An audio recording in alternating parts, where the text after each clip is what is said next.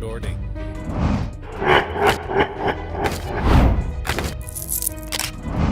Now's the time when things are shifting. There's gonna be a new world order out there, and we've got to unite the rest of the free world in doing it.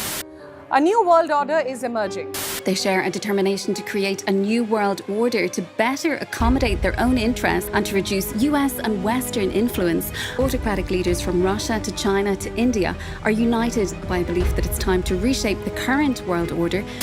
Isipin mong isang ama na pumasok sa trabaho at sinabihan na hindi siya babayaran kung wala siyang marka ng halimaw. Isipin mo ang isang ina na bagong panganak at sinabihan na hindi niya mababayaran ang gatas ng sanggol kung wala siyang marka. Sa video na ito, gusto kong ipakita sa iyo na mas maraming tao ang tatanggap ng marka ng halimaw